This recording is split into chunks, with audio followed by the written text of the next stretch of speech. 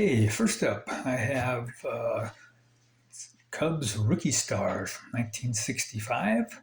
You have Paul, I think it's Jaco, and Fred Norman. Paul Jaco, born in Los Angeles. He did not play again after 1964. In 64, he pitched in 4 games for a total of 8 innings and was 1-0 with one save and didn't allow any runs. In the spring of 65, he injured his rotator cuff, spent the next 3 seasons in the Cubs minor league system before finally retiring due to the persistent rotator cuff issues. And then we have Fred Norman, who played for 14 seasons. His last 7 were with Cincinnati. He was in the minors in 65 and part of 66. He had control issues in his early years and bounced around the minors from 61 through 71 with brief appearances in the majors. He was traded from the Cards to the San Diego Padres in 71 and then traded to Cincinnati in 73, where he remained for the rest of his career. He compiled an 85 and 64 record with the Reds with a 3.43 ERA over 196 starts, with 38 complete games, 9 shutouts, 1 save, and 868 K. He was a career 104-103 with a 3.64 ERA. He had 1,302 strikeouts and 16.8 saves. 16.3 WAR. He is the Reds. He's in the Reds Hall of Fame. So Fred Norman, he had a pretty decent career. I kind of remember him. And here's the back of the card if you want to pause and look at it. Okay, next up we have Ted Wills. Ted was born in Fresno, California, and went to Fresno State, which is a good baseball college. He played 5 seasons from 59 through 65. Much of that was in the Boston minor league system. In 65, which was his last season, he split with Cincinnati and Chicago White Sox.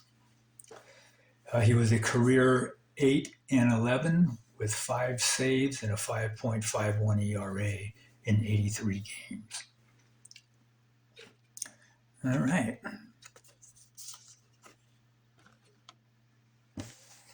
And then last but not least, we have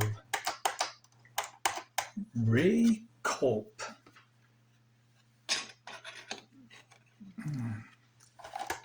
Ray, right-handed pitcher, played for 11 seasons from 1963 through 73. 4 seasons with Philly, 1 with the Cubs, and 6 with Boston. He was the National League Rookie of the Year, was in the All-Star game in 63, his first of 2. In 65, he was 14-10 with a 3.22 ERA and 134 strikeouts.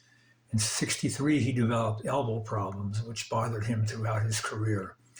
During the 64 season, Phillies manager Gene Mauch didn't pitch Culp after August 15th and went with a 3-man rotation. Mauch said Culp didn't want the ball. Culp denied it, and the Phillies blew a 6.5 game lead with 12 games to play in September. It cost them the National League pennant.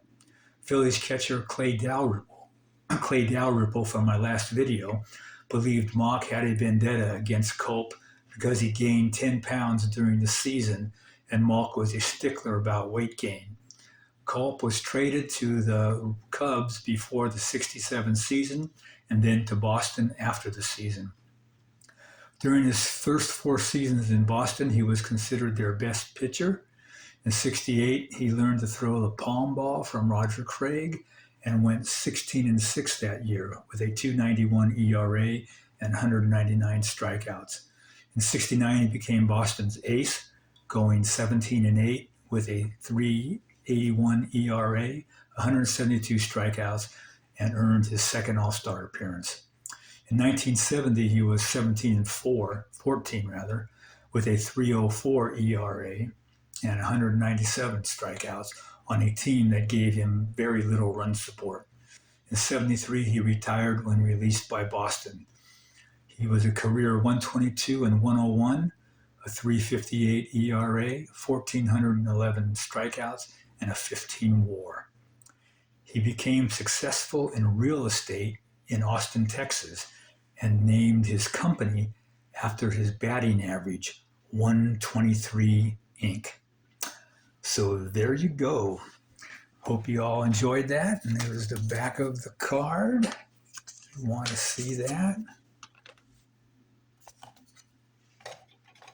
All right. So everybody have a great rest of the week, which is today and tomorrow, and then have a fantastic weekend.